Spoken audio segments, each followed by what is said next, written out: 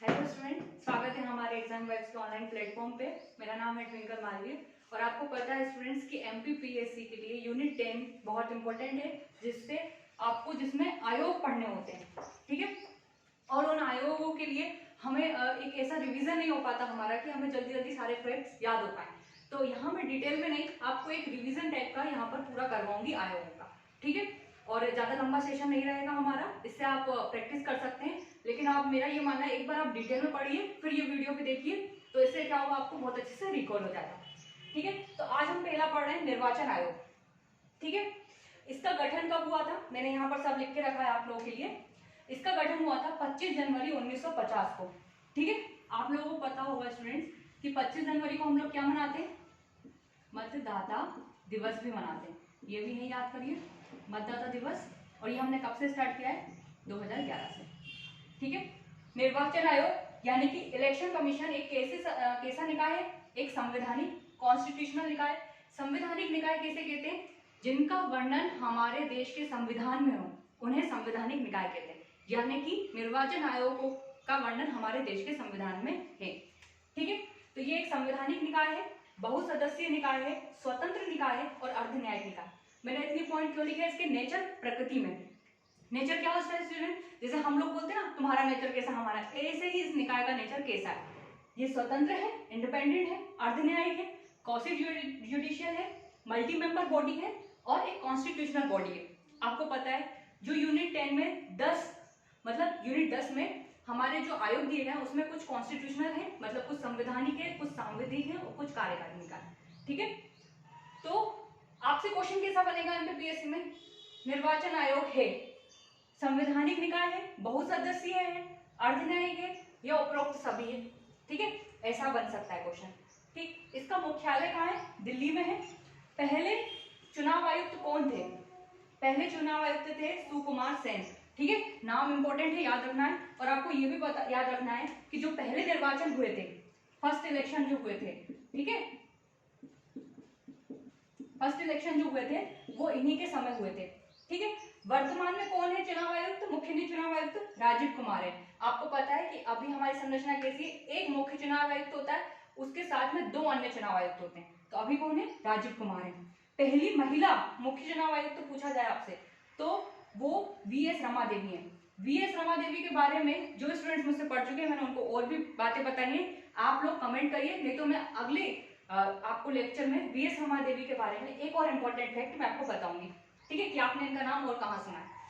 ठीक, वर्णन इसका कहाँ किया है, मैंने बताया संवैधानिक निकाय है, तो वर्णन कहाँ है, संविधान में होगा, संविधान के आर्टिकल 324 में। पर इतने से हमारा काम नहीं बनेगा, इसमें निर्वाचन आयोग के बारे में किया गया है। भाग 15 आर्टिकल 324 से 329 निर्वाचन है। ठीक है, 324 से 329 में निर्वाचन के बारे में सब दिया गया है, जिसमें आयोग का वर्णन 324 में। अभी वर्तमान संरचना मैंने आपको बताया 1+2, पहले एक थी, फिर 1+2 हुई, फिर वापस से एक हुई, और अब क्या है, 1+2 है। ठीक है, अब 1 तो हमने देख लिया, यानी कि मुख्य कौन है, राजीव कुमार, 2 अन्य कौन है, अरुण गोयल और अनूप चंद्र पांडे। ठीक है, ये तो हो गया निर्वाचन आयोग की कुछ फैक्ट। अब हम थोड़ा सा आर्टिकल 324 को यहाँ पर डिटेल में देख लेते हैं। आर्टिकल 324 का सब क्लॉज 1 बोलता है इसकी स्थापना का, बोलता है कि निर्वाचन आयोग की स्थापना होगी और ये चुनाव करवाएगा किन किन के, हमारे राष्ट्रपति, उपराष्ट्रपति, राज्यसभा, लोकसभा, विधानसभा। ठीक है, मैंने यहाँ पर लोकल गवर्नमेंट के बारे में नहीं बोला है, ठीक है, क्योंकि उसका निर्वाचन की जिम्मेदारी किसकी रहती है, राज्य निर्वाचन आयोग की। ठीक है, हमारा अगला जो होगा वो राज्य निर्वाचन आयोग पे होगा, है ना, सेशन। आर्टिकल 324 का सेकंड पार्ट क्या बोलता है, इसकी संरचना बताता है 1+3, और नियुक्ति कौन करते हैं इनकी, राष्ट्रपति करते हैं। ठीक है, अभी हालिया में आपने सुनने को मिला होगा कि इनकी नियुक्ति राष्ट्रपति द्वारा की जाती थी, लेकिन अब एक कमेटी का सुझाव दिया है कोर्ट ने कि कमेटी होनी चाहिए जिसमें हमारे वो प्रधानमंत्री और उसी के साथ हमारे मुख्य न्यायाधीश और विपक्ष के नेता, ये लोग शामिल होना चाहिए। इनकी रिकमेंडेशन पे राष्ट्रपति के द्वारा करना चाहिए। अभी आप नियुक्ति तो राष्ट्रपति द्वारा होगी, बाकी इन 3 मेंबर्स के आपको कमेटी याद रखना है।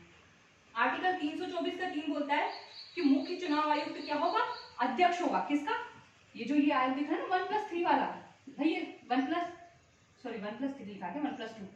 ठीक है, 1+2 वाला ये जो आयोग है, इसका अध्यक्ष कौन कहलाएगा, मुख्य चुनाव आयुक्त। ठीक, अभी जैसे कौन है, राजीव कुमार।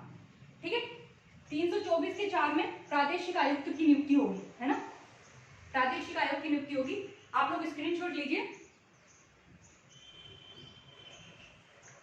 ठीक है, 324 के 4 में प्रादेशिक आयुक्त की नियुक्ति होगी और वो नियुक्ति कौन करेंगे, वो नियुक्ति करेंगे राष्ट्रपति। ठीक है, 305 में राष्ट्रपति करते हैं किसकी सलाह पर, निर्वाचन आयोग। भाई निर्वाचन आयोग सलाह देगा कि प्रादेशिक आयुक्तों की नियुक्ति होना चाहिए, है ना, उनकी सलाह पर राष्ट्रपति करेंगे, उनसे सलाह लेंगे। 324 के 5 सब क्लॉज 5 में क्या दिया गया है, सेवा शर्तें और पदावधि।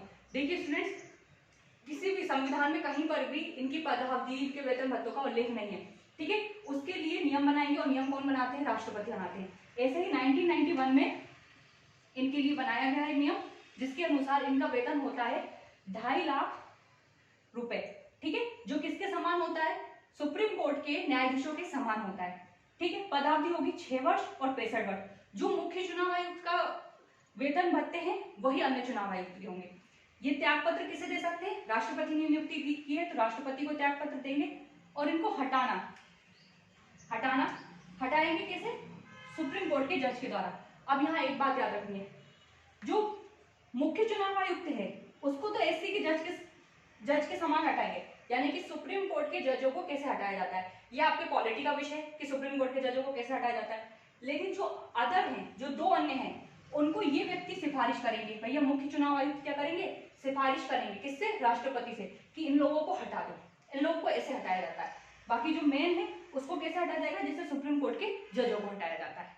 ठीक है, 6 वर्ष और 65 वर्ष समझ में आ गया होगा आपको। यदि मेरी आयु मान लीजिए 63 वर्ष है तो मैं 2 साल का ही कार्यकाल कर पाऊंगी, है ना, और यदि मेरी आयु 50 वर्ष है तो मैं 6 वर्ष का कार्य करूंगी, यानी कि 6 वर्ष या 65 वर्ष तक की आयु, जो भी पहले हो। ठीक है, तो ये हो गया हमारे निर्वाचन आयोग के कुछ फैक्ट से संबंधित। ठीक है, आप चाहे तो इसकी और डिटेलिंग, क्योंकि मैंने आपको बताया कि 324 से लेकर 329 में वो भी पढ़ सकते हैं और बहुत सी चीजें पढ़ सकते हैं। इसके साथ ही स्टूडेंट्स एक टॉपिक और है जो मैं आपको हो सकेगा तो कवर कराऊंगी, कि राष्ट्रीय दल और राजनीतिक दलों के बारे में, क्योंकि आपको पता है कि अभी हमारे राष्ट्रीय दल मतलब कितने हो गए, 6 रह गए। ठीक है, तो उसके बारे में भी हम आपको हो पाएगा तो नेक्स्ट वीडियो में जानकारी देंगे। अगला हमारा आएगा राज्य निर्वाचन आयोग पे। ठीक है, थैंक यू।